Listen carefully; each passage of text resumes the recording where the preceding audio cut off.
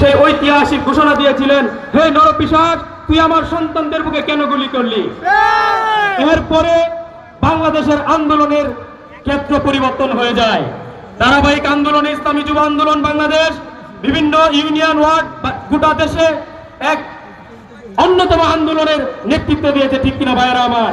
কিন্তু অত্যন্ত দুঃখ পরিতাপের বিষয় হচ্ছে এই যে নতুন বাংলাদেশের যেই স্বপ্ন নিয়ে সেই জুলাই অভ্যুত্থান হয়েছিল, সেই জুলাই অভ্যুত্থানকে একটা শ্রেণী কিন্তু কুক্ষিগত করার চেষ্টা করছে, ঠিক কিনা ভাইয়েরা আমার? স্পষ্ট করে বলে দিতে চাই, কোন চাঁদাবাজ, কোন দুর্নীতিবাজ, কোন টেন্ডারবাজ, দখলদার, দর্শকদের হাতে সেই জুলাইকে আমরা তুলে দিতে চাই না, ঠিক কিনা ভাইয়েরা আমার?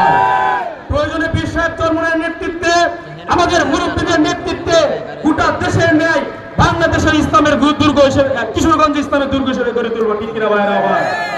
আরেকটা বিষয় বলতে চাই, জুলাইয়ের সাথে যে গাদ্দারি হচ্ছে, গত কিছুদিন আগে ঢাকায় পাথর দিয়ে আমার ভাই সোহাগকে নির্মমভাবে হত্যা করা হয়েছে, ঠিক কিনা ভাইয়েরা আমার? সেই নির্মমভাবে হত্যার দৃশ্য দেখার জন্য বাংলাদেশের মানুষ গণ অভ্যুত্থান করে নাই।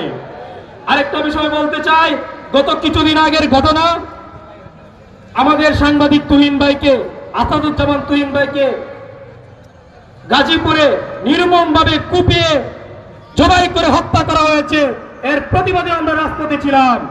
আমরা কিশোরগঞ্জ সাংবাদিক ভাইদেরকে আমরা একটি বিষয় আশ্বস্ত করেছিলাম যে আপনাদের ব্যাপারে যখন কোন রকম আপনারা জাতির বিবেক, আপনারা সুন্দর দেশ গঠনে ভূমিকা রাখবেন, সত্য ন্যায় ইনসাফপূর্ণ সংবাদ পরিবেশন করবেন। যদি আপনাদের উপরে কোনো আক্রমণ আসে, আপনাদের উপর যদি কেউ চোখ রাঙায়, সে চোখ তুলে দেওয়ার জন্য ইসলামী যুব আন্দোলন রাজপথে আছে ইনশাআল্লাহ। আল্লাহর উপরে ভরসা রেখে বলছি, আগামীর বাংলাদেশ বিনির্মাণে পীর সাহেব চরমোনাই কর্তৃক যে ধরনের সিদ্ধান্ত দিবে, ইসলামী যুব আন্দোলন বাংলাদেশ পীর সাহেব চরমোনাই ডানে বামে সামনে পিছনে থেকে আগামীর কর্মসূচিকে বাস্তবায়ন